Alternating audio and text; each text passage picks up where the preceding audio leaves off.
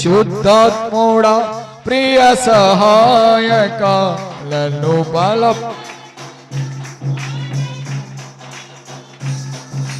నీకోసమే నేను వేచియున్నా, నీకోసమే నన్ను నిలుపుమా, నీకోసమే నేను వేచియున్నా, నీకోసమే నన్ను నిలుపుమా. ఆరాధనా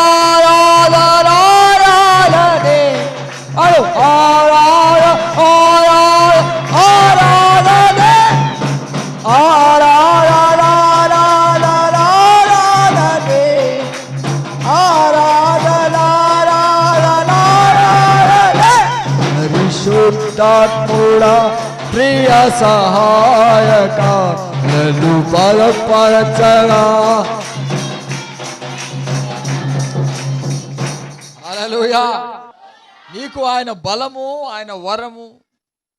సాతాను గాడు నీకు ఎవరు దిక్కున్నారని ఎగురుతున్నావు అంటే, నాకు పరిశుద్ధాత్మ దేవుని సమాధానం కావాలి. నువ్వు ఎవరి గురించి ఆలోచిస్తే నీకు సమాధానం పోతే ఆలోచించడం బంద్ చేయి.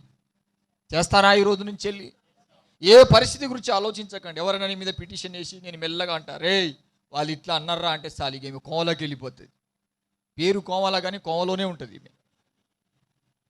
ఏమైందిరా అంటే లే ఎక్కడున్నావు ఇప్పుడు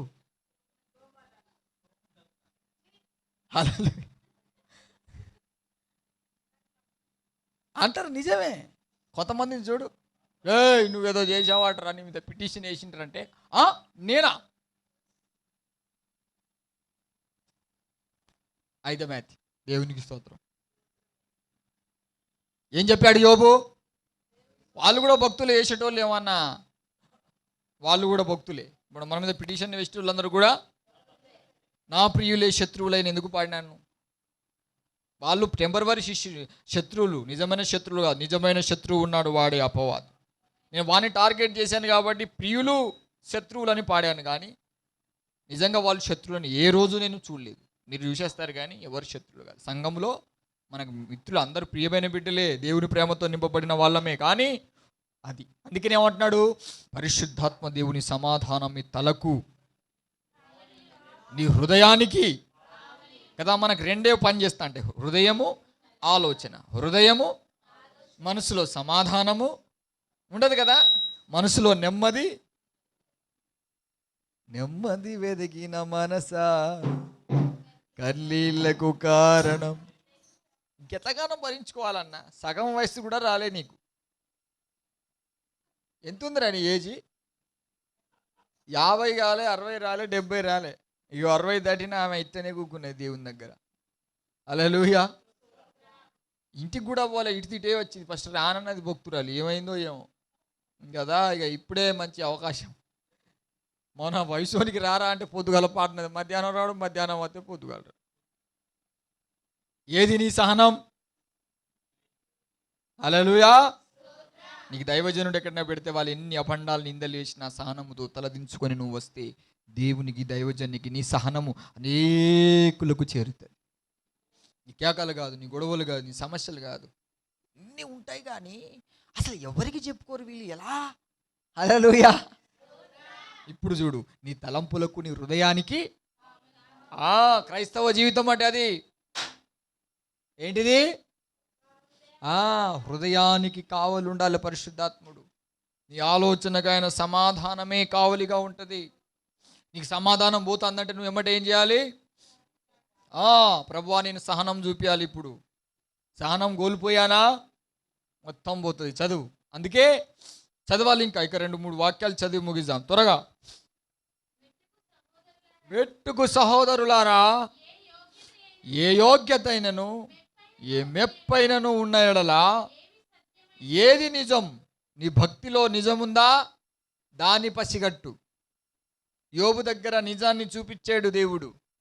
వాళ్ళు ఎన్ని అరిచినా నిజాన్ని చూస్తాడు. మనం ఎవరేమనంటే ఎగరడం స్టార్ట్ చేస్తాం. నువ్వు నిజంగా భక్తురాలివైతే, భక్తుడివైతే నీ సహనాన్ని చూసిన దేవుడు యోబుకు ఎదురుపడినటువంటి సన్నాసులారా రండ్రా, మీరు యోబుకు చెప్పేటోళ్ళైన రారా, ఎవరి పక్షాన నిలబడ్డాడు దేవుడు? ఎప్పుడు? చెప్పాలి గట్టిగా. మనం ఏం చేస్తాం?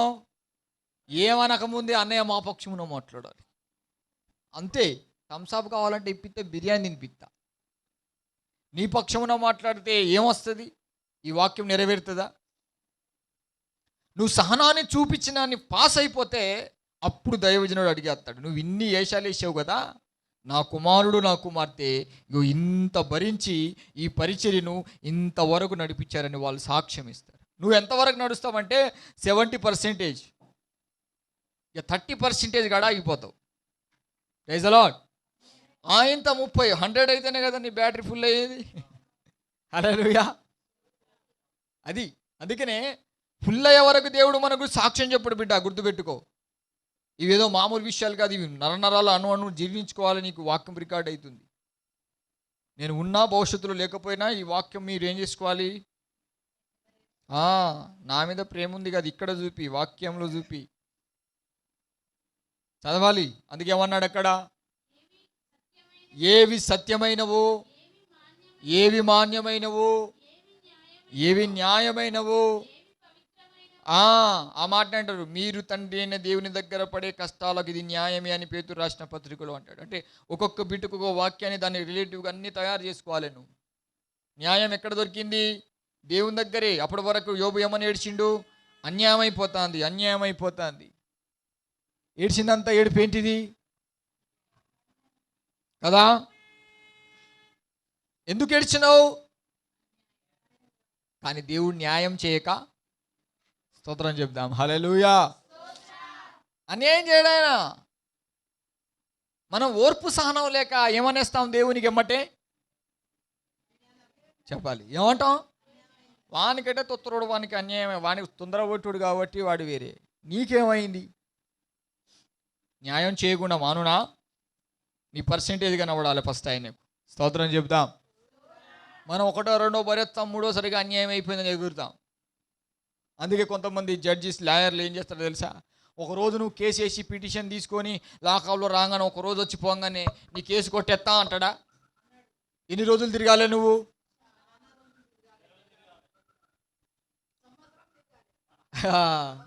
కొన్ని సంవత్సరాలు తిరగాలి. ఆమె తిరిగింది. వాళ్ళ సార్ పెద్ద దొంగ ఒకప్పుడు. దొంగలతో సావాసం, ఈడు దొంగ ఈడు. కొన్నిసార్లు మన జీవితం అదే. గ్రహించండి బిడ్డలారా, ఈ రోజున ప్రభు నీకు సెలవిస్తున్న విషయాన్ని గమనించు. నీవు ఏవి న్యాయమైనవో, ఏవి మాన్యమైనవో, ఏవి సత్యమైనవో వాటిని పసిగట్టు. చదవాలి.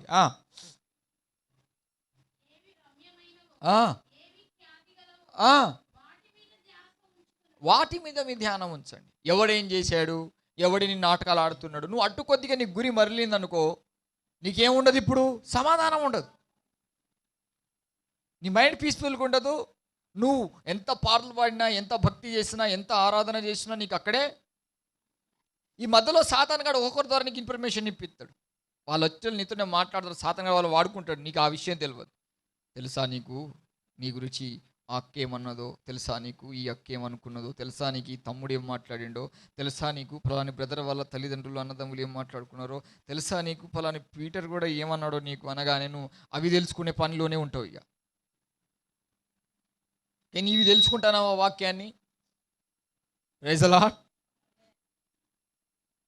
దేని మీద పెట్టాలట మన మనసు? వీటి మీద, పవిత్రమైనవి ఏదైతే ఉందో, న్యాయమైనవి, ఖ్యాతి కలిగినవి, రమ్యమైనవి.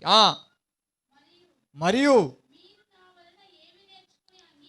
అగ్గో, ఇప్పుడు ఇంతసేపు వాక్యాలు వింటున్నావు కదా, ఇన్ని సంవత్సరాలు నువ్వు భక్తి చేసావు కదా, మరి ఈ భక్తిలో ఏది వాక్యాలు కనబడవు? నాకు ఇప్పుడు డిప్రెషన్లోకి వెళ్ళిపోబుద్ది అవుతుంది. ఇన్ని రోజులు ఇన్ని వాక్యాలు చెప్పినా ఒక వాక్యం నీలో నెరవేరలేదు, ఒక వాక్యాన్ని నువ్వు అనుసరించలేదు. ఇన్ని సంవత్సరాల నుండి అప్పుల పాలై కష్టాలు పడి, అప్పులతో మైండ్ ఖరాబ్ అయ్యి, ఇంత కష్టపడి సహనం ఓర్పు కలిగిన బిడ్డలు నా తర్వాత వీళ్ళే సాత్వికులు, వీళ్ళే ధీనాత్ములు, వీళ్ళే ప్రేమ కలిగిన వాళ్ళని నేను ప్రచారం చేద్దాం అనుకుంటే అక్కడ ఏం ప్రచారం అవుతుంది తెలుసా? సహనం లేని విషయాలు. అందుకే మీ సహనము సకల జనులకు తెలియజేయమని ఆ మాటలు విన్నారా? విన్నటువంటి వాళ్ళకే అంటున్నాడు. ఇంత విన్న మీరు మీ సహనాన్ని ఇతరులకు తెలియపరచడంలో ఫెయిల్ అవుతున్నారు. నా దగ్గర మీరు ఏమి విన్నారు, ఏది నేర్చుకున్నారు, అది అనుసరించాలి, తెలియపరచాలి. అనుసరించాలి. చదువు.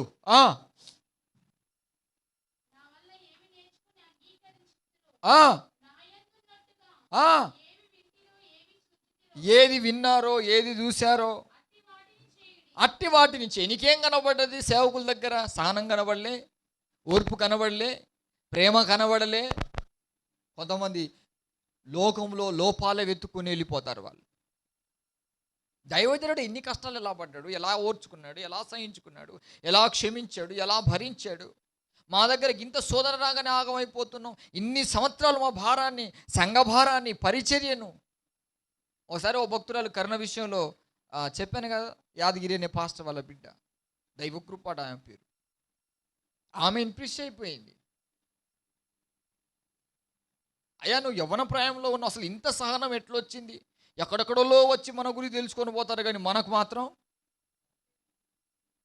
ఏముండదు, సోయి ఉండదు. నువ్వు దైవజన్ దగ్గర తెలుసుకోవాల్సినవి తెలుసుకోకుండా తెలవని వాటి గురించి ఆలోచిస్తున్నావు. అనేతోటి ఎంతమంది ఉంటున్నారు, ఎవరు తింటున్నారు, ఎవరు ఎడిపోతున్నారు, వాళ్ళందరికీ వచ్చేది ఏం లేదు. ఇదే వాళ్ళందరూ. గుర్తుపెట్టుకో, నువ్వు సహనాన్ని, ఓర్పును కాపాడుకో. నువ్వెక్కడున్నా ఒకరోజు సాక్ష్యం ఇస్తావు, నా ఆత్మీయ తండ్రి నాకు సహనం, ఓర్పు నేర్పించాడు రా. నీలా పెద్ద పరిచర్య మీటింగ్లు చేయకపోవచ్చు, భక్త సింగ్ లాగా ప్రార్థన చేయకపోవచ్చు, గానాలు చేయకపోవడం కాదు, చేసినా నువ్వు నాకంటే గొప్పగా ఇవన్నీ చేసావు. కానీ నా దైవజనుడు నాకు నేర్పించింది సహనము, ఓర్పు. నాకు దేవుని వాక్యంలో, నాకు దైవజనుడి దగ్గర ప్రేమ, క్షమాపణ, కిరాతకంగానే హింసించి బాధపెట్టి అనరాని మాటలన్నా క్షమించే మనసు, ఆ జాలిగల హృదయం ఎలా పొందుకున్నాడు, ఎలా క్షమిస్తాడో, ఎలా భరిస్తాడో, ఇదినా మేము ఈ పరిచర్యలో నేర్చుకున్నదని.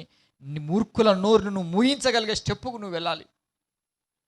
ఏం తెలుసుకోకుండా మాయాదేవతలు తయారైపోయారు. నేర్చుకో, ప్రభు సమయం ఇచ్చాడు. మాయాదేవుళ్ళు తయారైపోయారు. విశ్వసించు, ప్రార్థన చేయి. ఒకప్పుడు ఉండే కోపం, బీపీ మళ్ళీ నీకు ఎందుకు వస్తుంది? సహనం అనే బిట్టు నువ్వు ఇంకా నేర్చుకోలేదు. విన్నావు అంతే, నేర్చుకోవాలి. అయ్యా నాకు సహనమి, నాకు ఓర్పు, నాయన. నీకు ఎంత సహనం, ఓర్పు ఉంటే అంత దేశాలే రక్షణలోకి వస్తాయి బిడ్డ. ఓర్పు, సహనంతో. అర్థమవుతుందా? నీ కుటుంబాన్ని కాపాడే సహనం ఉండాలి నీకు. నిన్ను నువ్వు కాపాడుకునే సహనం ఉండాలి ఫస్ట్. అందుకే మత్తయి సువార్తలో అన్నాడు, మీ తల వెంట్రుకల్లో ఒకటే నేలకు రాలదు, అయితే ఓర్పు చేత మీ ప్రాణాలను మీరు కాపాడుకుంటారన్నాడు. ఓర్చుకునే టైంలు వస్తాయి, అక్కడ ఓర్చుకోవాల్సింది, ఎగరద్దు. చదువుదాం ఇంకా.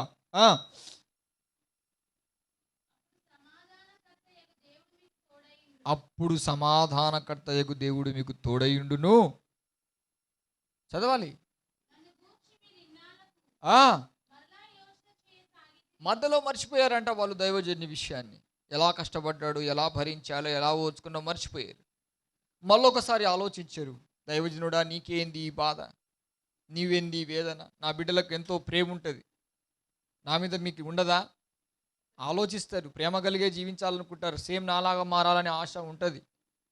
ఉండదని ఏం కాదు. నేను ఏడుస్తే నాతో పాటు ఏడ్చే బిడ్డలు కూడా ఉన్నారు. నేను బాధపడితే తట్టుకోలేని వాళ్ళు కూడా ఉన్నారు. నువ్వు ఇంత భక్తి చేసి దైవజనులు చూసి నీకు కూడా ఇక నేను కూడా దైవజనులాగా ఏడ్చి ఓర్చుకొని సహనము, ప్రేమను, క్షమించే గుణం ఆయనలాగా నేను మారాలని అనుకుంటావు. కానీ మళ్ళా మర్చిపోతావు. ఎందుకేమంటున్నాడు? మరలా ఎలాగో మళ్ళీ యోచన చేయసాగారు కదా. దైవజన్ని ఆశ తీర్చాలి, దైవజన్ని సంతోషపెట్టాలి, దేవుని సంతోషపెట్టాలి. ఎట్లా సంతోషపెట్టారు దైవజన్ని? వాళ్ళు ఏ ఉపదేశాలు ఉపదేశించారో అలా నువ్వు జీవిస్తే వాళ్ళను సంతోషపెట్టినట్టు, నువ్వు ఎలా భక్తి చేయాలని వాళ్ళు నీకు ట్రైనింగ్ ఇచ్చారో ఆ భక్తి ప్రకారంగా నువ్వు జీవిస్తే దైవజనునికి సంతోషమే కదా. ఇన్ని రోజులు నా గురించి ఆలోచన చేయడం స్టార్ట్ చేశారు, మంచిది. ఇన్ని రోజులు మీ స్వార్థం కొరకు మీరు డిష్ డిష్ డిష్ డిష్ చేశారు. ఇప్పుడు నా దాకా వచ్చిందంటే వెరీ గుడ్ అనుకుంటాడు దైవజనుడు. అబ్బా, ఒక్క బిడ్డ అయితే ఉందిరా నన్ను అర్థం చేసుకునేది, ఒక కొడుకు అయితే ఉన్నాడు రా అనుకుంటాడు ఆత్మీయ తండ్రి కదా. కదా, ఇప్పుడు మీరు అలా దైవజనుడు మీ మీద డిఫెండ్ అయ్యి నా గురించి ఆలోచించే అంత స్టెప్పులో ఉన్నారని డిఫెండ్ అయ్యేంత ఉన్నారా? మీరు లేరు. మీ విషయాన్ని మర్చిపోతున్నారు. దైవజనుడు మిమ్మల్ని నేర్పించిన నేర్పుదలను, నేర్పిస్తున్న బాధలన్నీ మర్చిపోయి మరలా మీ బాధలే నాకు అన్నయ్య అన్నయ్య ఇంకా నా మీద వేసుడే, నీకు సమాధానం లేదు, మళ్ళీ నా నెత్తిలేస్తావు. నీకు ఎట్లుండాలో చెప్తున్నాను కదా. మరలా యూట్యూబ్లో అప్లోడ్ చేస్తే ఈ వాక్యాన్ని రికార్డ్ అవుతుంది, విను అప్పుడప్పుడు. అందుకే ఛానల్లో దేవుని వాక్యం అంటే బలం ఉంటుంది. లోకంలో ఏదేదో చూస్తే నీకేం వచ్చింది, చదువు. ఇన్నాళ్ళకు నన్ను గురించి యోచన చేయసాగితిరి. ఎప్పుడు వచ్చింది సంతోషం దైవజనునికి? జీవితంలో నీలా ఉండాలని యేసు నాలో ఎంతో ఆసున్నది. పాడు. తమ్లో నీలా ఉండాలని యేసు నాలో ఎంతో తీరుడాల కోరిక చేరితి నిదు పాదాల చింత. తీరుడా కోరిక చేరితి నిదు పాదాల చింత. జీవితంలో నీలా ఉండాలని యేసు నాలో ఎంతో సహించుటలో క్షమించుటలో ఓర్చుకొనుటలో ప్రేమించుటలో నీలా. ఆదివారం అంటే అలసిపోతున్నావు, ఇప్పుడేం అలసిపోతుందిరా నీకు? పాడతలేవు పాట. అందుకే రా నల్లోడా అని పేరు పెట్టింది నీకు. ఇప్పుడేం అలసట వచ్చిందిరా నీకు? పాడతలేవు. నీలాగే ఉండాలని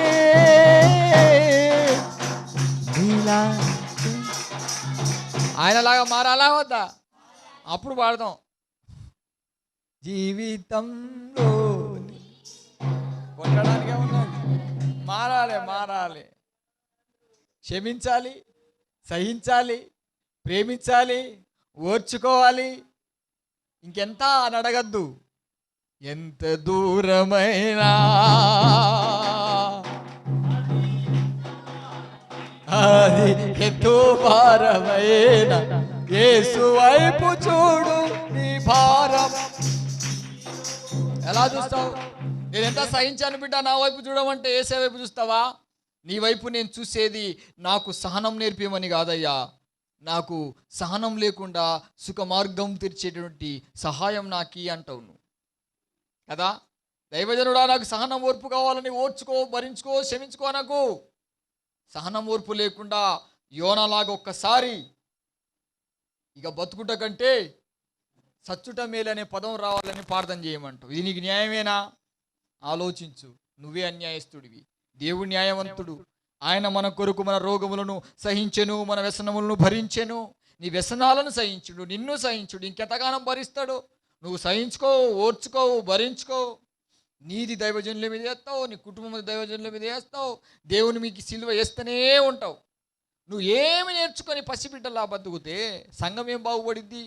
ఓర్చుకో, సహించుకో. నీ సహనాన్ని అతని అనేకులకు తెలియపరచు. అందుకే ఇన్ని రోజులకు మీకు ఇప్పుడు తెలియవచ్చింది కాబట్టి ఇక నుంచేలైనా మీరు మారండి. చదవాలి.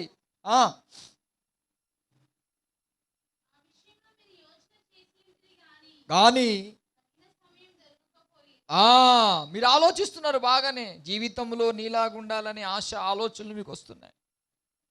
నేను ఎంత చెప్పినా మీరు ఎందుకు ఇనలేదంటే కొద్దిగా అండబలం, దండబలం, అనబలము, ఆ బలము, ఈ బలం ఉన్నాయి కాబట్టి వినబుద్ధి అవుతుందా?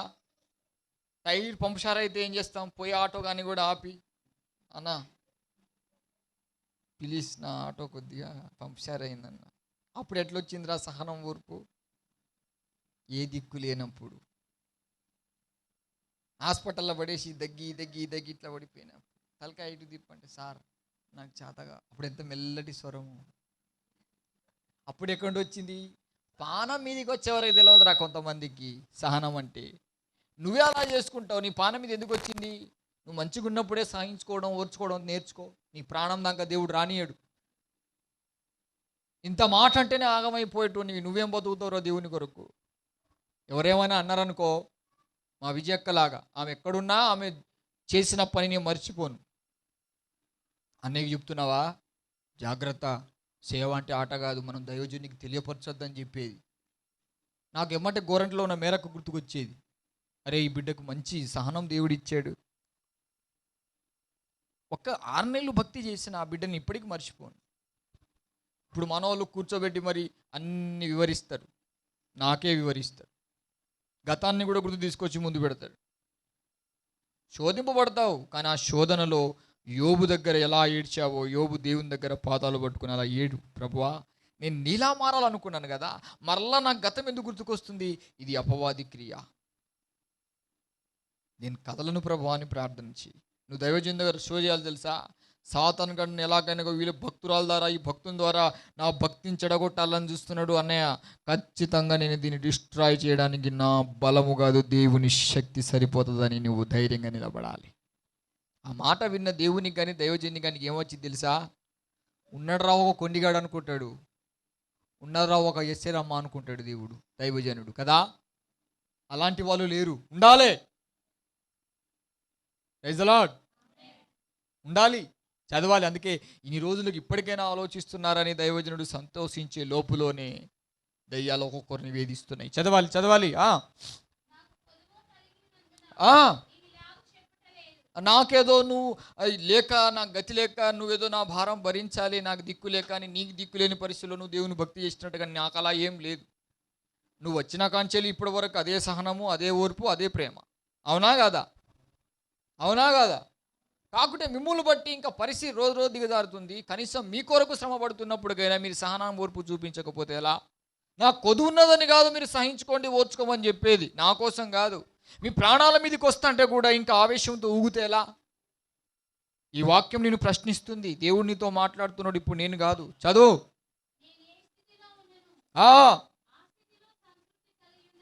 ఎస్, నువ్వు అనుకోవచ్చు ఈరోజు నా ఏసీ రూమ్ ఉంటేనే పడుకుంటా, కారు ఉంటేనే నడుస్తా. నాకు దేవుడు ఫస్ట్ ఎయిడ్ ట్రైనింగ్ ఇచ్చాడు. ఇక్కడ ఉంటేనే బాగుంటుంది, అక్కడ ఉంటేనే బాగుంటుంది, ఎండ ఉంటే ఉండను, చలికైతే అట్లా ఏం లేదు. నా బిడ్డలకు అదే ట్రైనింగ్ ఇస్తా నేను. నానా కొద్దిసేపు ఉబ్బరించినా, ఎండలోనూ ఎండినా, నీకు కొన్నిసార్లు చీమలే గుట్టినా, పాములే తిరిగినా నువ్వు ఓర్చుకోనా. దైవజనుడు ఇన్ని భరించింది ఎందుకు తెలుసా? నీవు ఎప్పుడు సుఖంగానే బతకడానికి కాదు. నువ్వు ట్రైనింగ్ తీసుకో, నీకు ఉన్నా లేనట్టుగా తయారుగా. ఏమంటున్నాడు దైవజనుడు తెలుసా? నేను ఏ స్థితిలో ఉండాలో నాకు ఆల్రెడీగా ట్రైనింగ్ అయిపోయింది. ఇప్పుడు మీ పని, నువ్వు కారు లేకుంటే, డ్యూటీ లేకపోతే, స్కూటీ లేకపోతే, ఎవరిని ఆదరించకపోతే, చూడకపోతే, పరామర్శించకపోతే, నీ గురించి ఎవరు పట్టించుకోకపోతే నువ్వు ఆగమాగం అయిపోతావు. నాకు తెలుసు. దైవజనుడు ఏమంటున్నాడు? నేను ఏ స్థితిలో ఉండాలో నాకు చదవాలి చదవాలి నేర్చుకొని ఉన్నానంటే నేర్చుకున్నాడా లేదా?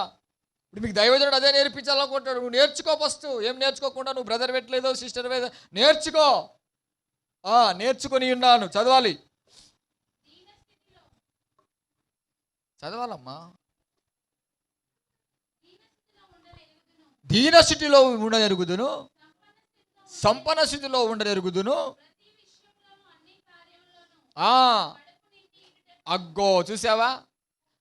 మంచిగా కడుపు నిండా అన్నం పెడితే తింటాం, లేదంటే ఉదయం నుంచి లేని తినలే ఇప్పటి వరకు ఉపవాసమే.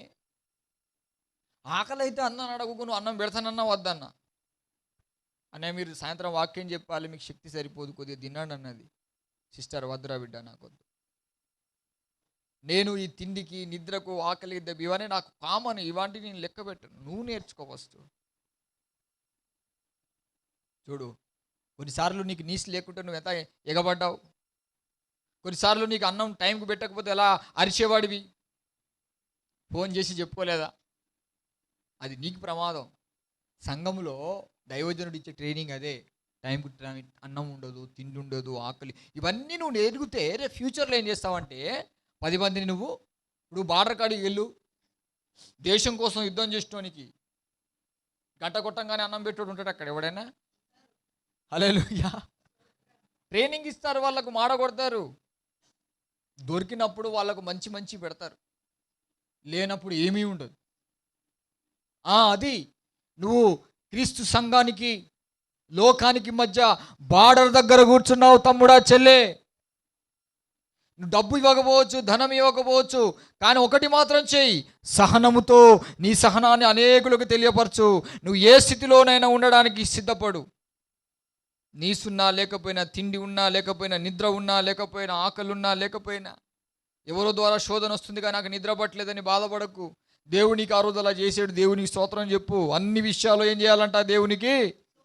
ఒక రోజు నిద్ర లేకుండా రెండో రోజుకు నిద్ర పట్టేదేమో అని మనం భయపడుకుంటూ అలాగే కూర్చుంటాం. దేవా, వాళ్ళు నిద్ర లేకుండా చేసినా నువ్వు నిద్రనిచ్చే సంతృప్తినిచ్చావు, నీకు కృతజ్ఞతలు. ఆమేన్. చెప్తామట్లా. అదే అన్నాడు అక్కడ, అన్ని విషయంలో నేను సంతృప్తిగా ఉండడం నేర్చుకున్నాను. ఇప్పుడు నువ్వేం నేర్చుకోలే, అదే వచ్చింది శోధన. సంఘానికి నష్టం అంతా నీ ద్వారా, దైవజనుని ద్వారా కాదు. నువ్వేం నేర్చుకోకుండా హాయిగా బతకడం, సుఖంగా బతకడం అలవాటు చేసుకున్నావు. ఆ సుఖమే నిన్ను నాశనం చేస్తుంది. నువ్వు ఎప్పుడైతే అన్ని స్టెప్పులో నేను రెడీ అంటావో, అప్పుడు దేవునికి దైవజనికి ఎక్కడ లేని ఆనందం. అదేమన్నాడు, ఇప్పుడు మీ విషయం నేను సంతోషిస్తున్నాను. ఎక్కడ పోతుంది సంతోషము? సహనం లేని కాడ, అన్ని స్టెప్లో ఉండేటువంటి స్టెప్పు లేని కాడ. వాడి పేరుకి పెద్ద మినిస్ట్రీ, మీటింగ్లే పెడతాడు కానీ ఒక మాట చెప్తే పడడు. అంతేనా? పెద్ద పెద్ద సేవకులు చూడండి, డిబేట్లు పెట్టుకుంటున్నారు యూట్యూబ్లో. వాళ్ళందరూ పెద్ద సేవకులు అనుకుంటున్నారా మీరు? చిన్న చిన్న పిల్లలే వాళ్ళు. రైజలా అలా వాదనలు చేయకూడదు. ప్రేమతోనే వాక్యం, ప్రేమతోనే వెల్లడిపరచాలి, చదవాలి. సంపన్న స్థితిలో ఉండనెరుగుదును.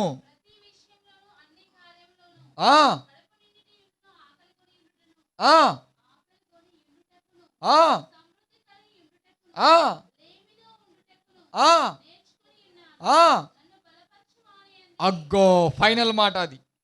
ఇది దీంతో ముగిస్తాను ఇక. ఏమంటున్నాడు? నన్ను బలపరచువాని యందే నేను సమస్తమును. ఏం చేస్తావో చెప్పు గట్టిగా ఇప్పుడు. సమస్తమును చేయగలనంటే అక్కడ ముందే చెప్పాడు కదా, ఆకలి కొనడం, నిద్రపోవడం, దీనస్థితిలో ఉండడం, సమృద్ధిగా ఉండడం, ఇవి చేయగలమా మనం?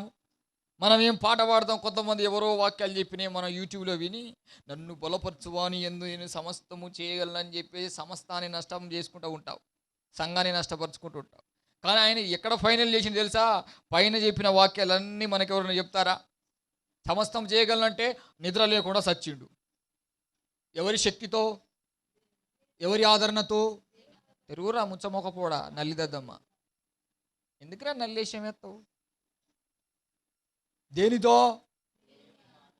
దేనితో? దేవుని బలాన్ని బట్టి నన్ను బలపరిచాడు. నన్ను బలపరిచే నీ కృప ఉంటే చాలని నా పూర్ణ హృదయముతో స్తుతి ఆరాధన చేసెదను. నన్ను బలపరిచే నీ కృప ఉంటే చాలని నా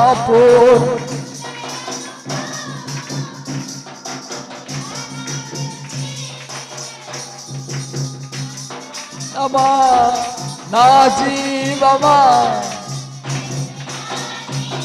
నా ఆధారము, నా ప్రాణమా,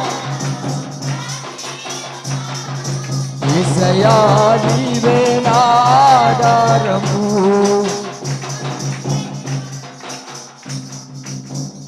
నీ కృప ఉంటేనే నాకు సరిపోద్దయ్యా అని పాడే దైవజనుడు పౌలు. నన్ను బలపరచువాని యందే సమస్తం అంటే ఆకలి కొనడానికైనా,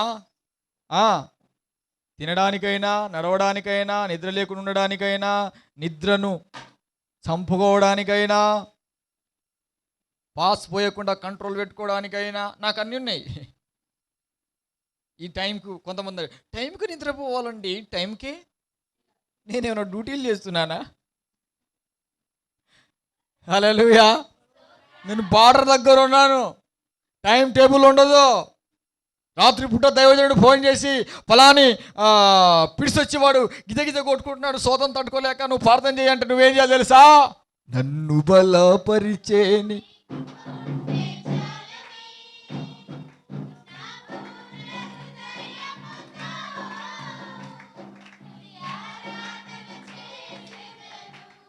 స్విచ్ ఆఫ్ ఆన్ చేసుకుంటాడు. Switch off.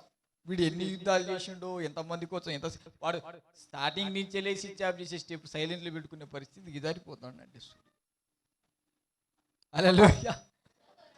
దైవజనుడు పరిపూర్ణులు మాత్రమే ఆత్మలో విజ్ఞాపన చేస్తూ వాళ్ళకి డిస్టర్బ్ చేయదు. కాబట్టి మీకేమైంది అన్న ఫోన్ చేస్తే ఎవరు ఆమె ఈ రాత్రి పూట ఫోన్ చేస్తా అంది భక్తురాలు అట. నీ భక్తురాలు ఫోన్ తీసుకో, మాట్లాడు అన్నయ్య.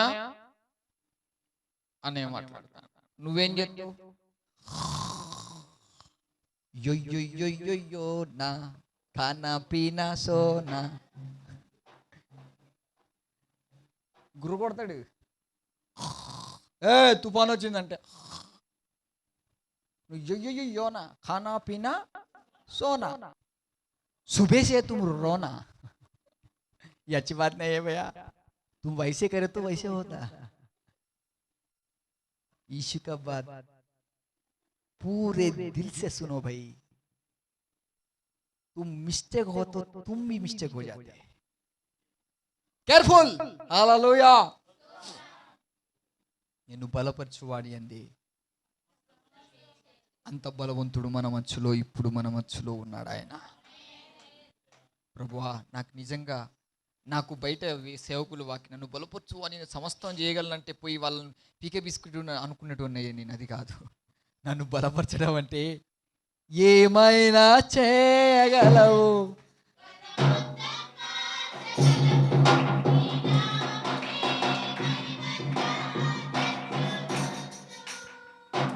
నా సెల్ ఫోన్ కే స్విచ్ ఆఫ్ లేకుండా చేయగలవు. ఇంతకుముందేంటిది? ఇంతకుముందేంటిది?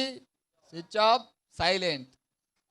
నీ వల్ల కాలే. ఇప్పుడు I am any time. Military manager విశ్రాంతి తీసుకోవాలి. మేము ఇంకా సోల్జర్స్మే. ఎలాగుండాలి? డ్యూటీ చేసినట్టు ఉండద్దు. ఆ డ్యూటీ ఎలా చేపియాలో ఆయనకు. ఆమెన్. నేను నీ కొరకు సాతాన్ గాడు ఈ చింత పెట్టిస్తాడు.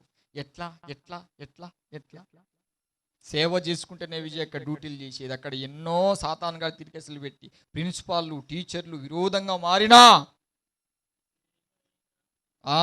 ఏమైనా చేయగలవని నిలబడ్డది నా బిడ్డ. స్తోత్రం చెప్దాం. హల్లెలూయా. మిగతా వాళ్ళు ఏమని చేస్తలేరు అంటే చేస్తాండ్రు కానీ చేస్తాండ్రు. మీరు కూడా చేస్తాండ్రు కాదని అన్నట్లే. మళ్ళీ మీకు ఏం చెప్పకుంటే మళ్ళా అక్కడికే పోయి సేవ చేసుకో అంటారు నన్ను. ఎందుకు ఇదంతా లొల్లి? హల్లెలూయా. విన్నారు కదా? చెప్పు గట్టిగా. నన్ను బలపరచువాని యందు నేను సమస్తమును. ఏం చేయగలవు? వాడిని ఏడిపించగలవా? వీడిని ఏడిపించగలవా? అది కాదు చేసేది. హాయిగా ఉండే నేను ఎడవాలంటే ఎడవగలుగుతా, దుఃఖపడంటే ఆయన ఏడిపించినా దుఃఖపెట్టినా బాధ పెట్టిన యెహోవా నీవే గాయములు చేయుదువు, నీవే గాయములు మాన్పుదువు. ఇంతకుముందు నేను గాయాలు పొందాలంటే నా మనసు ఒప్పుకపోయేది. ఇప్పుడు ఐఎమ్ ఎనీ టైమ్ ఎనీథింగ్, ఏదైనా రెడీ. నన్ను బలపరిచాడు. గాయం చేసుకుంటా, గాయాన్ని మార్చుకుంటా, క్షమించగలుగుతా, ప్రేమించగలుగుతా, ఆకలితో సావగలుగుతా, ఆకలి లేకుండా తినగలుగుతా. ఇది సమస్తమును చేయువాని యందు నేను సమస్తమును. నన్ను బలపరచువాని యందే. ఎలా బలపరిచాడు? ఓడబద్దలైపోయిన తర్వాత కూడా చెక్క మీద కొట్టుకొని నడు అన్నాడు. ఎంత బలం ఇచ్చాడు చూశారా బిడ్లారా? 2 చేతులు పైకెత్తి ప్రార్థన చేస్తాను. దయగల తండ్రి, ప్రేమగల ప్రభువా, ఈరోజు మాతో మీరు మాట్లాడారు. మేము ఎంత శోధింపబడుతున్నామో అంత నీ సహనాన్ని మాకు ఇవ్వండి తండ్రి. మేము బలహీనులమయ్యా. నీవు ఈ కుటుంబాన్ని బలపరచడానికి, సంఘాన్ని, మినిస్ట్రీని, మేము డబ్బు ధనము ఓ గొప్ప మీటింగ్లు పెట్టే సేవ చేయకపోవచ్చు, కానీ ఈ పరిచర్యలో మేము దైవజనుల దగ్గర సహనము, ఓర్పు ఇవన్నీ మేము నేర్చుకున్నాం. ఇది మేము కోల్పోదలుచుకోలేదు. నేను ప్రేమించే వాళ్ళే నాకు శత్రులుగా మారడానికి కారణం అపవాది వారికి ఇచ్చే తెలివి మా మీద ఉపయోగించి మమ్మల్ని బాధ పెడుతున్నారు. కానీ నువ్వు తెలివిని ఉపయోగించలేదయ్యా. నీ స్వరక్తాన్ని చిందించిన సహనాన్ని చూపించావు.